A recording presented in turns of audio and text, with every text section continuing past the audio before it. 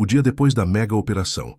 Quando o pó baixar, o verdadeiro caos começa. Levanta daí, cara! Por favor! Você acha que a operação acabou? Que prenderam todo mundo e agora é só comemorar? Então você não entendeu nada. O que vem depois é sempre pior que a operação em si.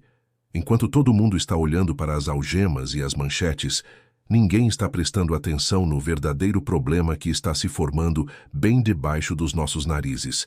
E quando você perceber, já vai ser tarde demais. Vamos começar pelo óbvio que ninguém quer falar. Natureza abomina o vácuo. Quando você tira um grande jogador do tabuleiro, não é que o jogo acaba, é que 10 novos jogadores aparecem para disputar aquele espaço. E esses novos jogadores são sempre mais violentos, mais desesperados, mais imprevisíveis. Eles não têm nada a perder e tudo a provar. Pense comigo, nas primeiras 72 horas após uma mega operação como essa, começa o que os especialistas chamam de fase de reorganização territorial. Traduzindo para o português claro, isso significa guerra. Guerra de verdade. Não aquela coisa que você vê nos filmes, mas confrontos reais nas ruas, execuções, demonstrações de força. Porque todo mundo que estava abaixo na hierarquia agora quer subir. E a única moeda que vale nesse momento é o medo. Na primeira semana você vai ver um aumento de 40%, 50% nos homicídios nas áreas de influência. Isso não é especulação, isso é padrão.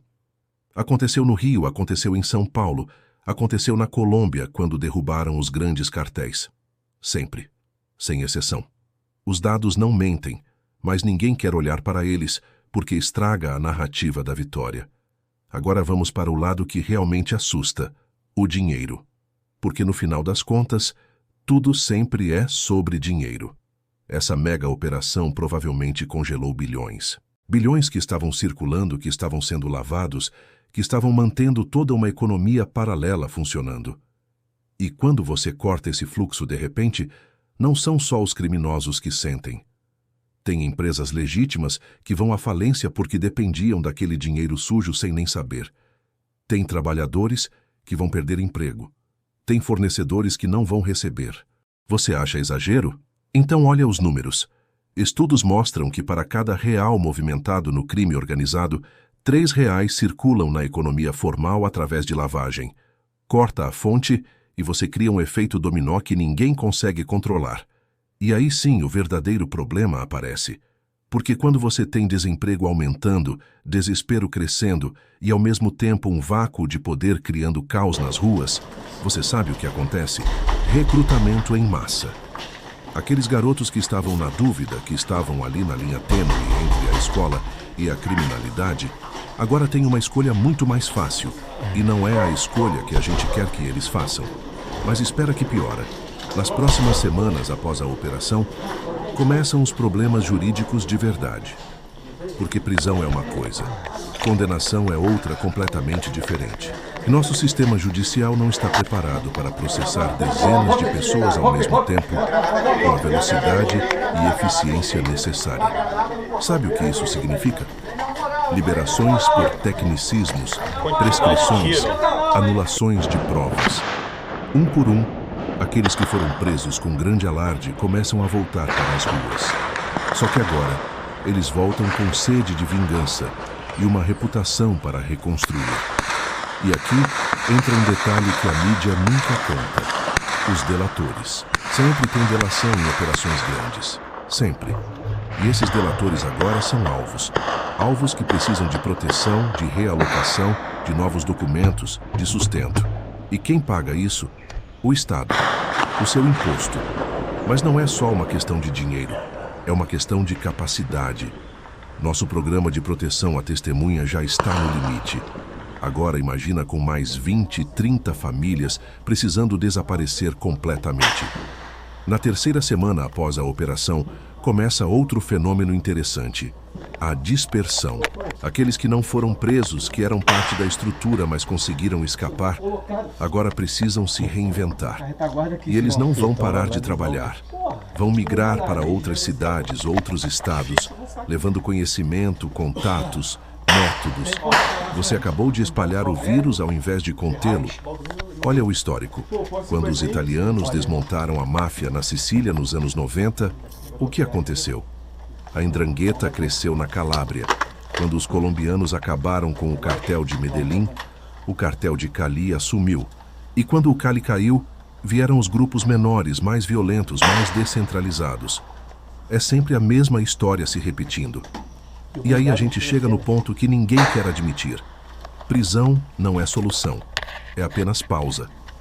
Porque dentro do sistema prisional brasileiro, o que você acha que acontece? Aqueles que foram presos não ficam isolados, refletindo sobre seus erros. Eles estão lá dentro recrutando, organizando, planejando. As facções crescem dentro dos presídios, não apesar deles. Um mês após a operação, a estrutura criminal já está se reorganizando. Tem novos líderes, novas rotas, novos métodos. E esses novos métodos são sempre mais sofisticados, porque eles aprenderam com os erros dos anteriores. A polícia mostrou suas cartas na operação. Mostrou como investiga, que tecnologias usa, onde estão as brechas, e agora os criminosos têm um manual do que não fazer.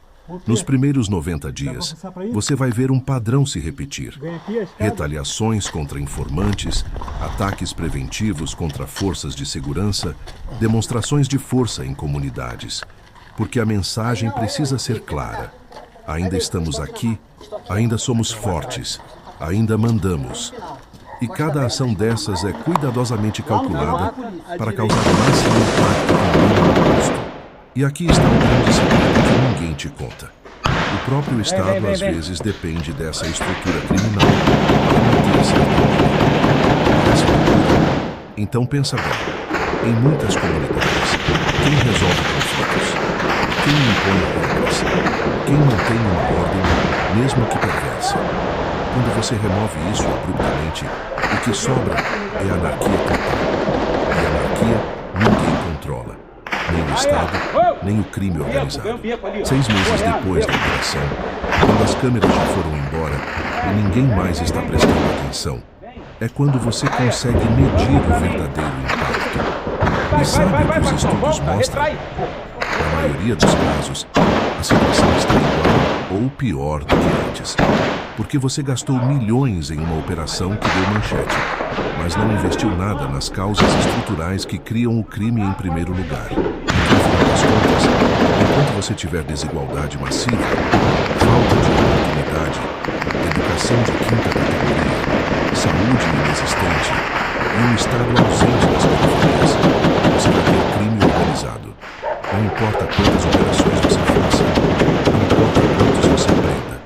É matemática básica de oferta e demanda. Tem demanda por drogas, tem demanda por segurança paralela, tem demanda por dinheiro rápido. E onde tem demanda, vai ter quem ofereça. A verdade inconveniente é que essas mega operações são mais teatro político do que solução real. Elas servem para mostrar resultado, para dar satisfação à população, para garantir verbas para próximas operações. Mas ninguém está interessado em resolver o problema de verdade, porque resolver de verdade daria muito trabalho, demoraria décadas, exigiria investimento pesado em áreas que não dão voto. Então, o ciclo continua. Daqui a 2, 3 anos, tem outra mega operação. Outros nomes, mesmas histórias, que a gente continua fingindo surpresa. Continuando fingindo que dessa vez vai ser diferente. Mas você que está assistindo isso agora, você já sabe a verdade. A pergunta é, o que você vai fazer com essa informação?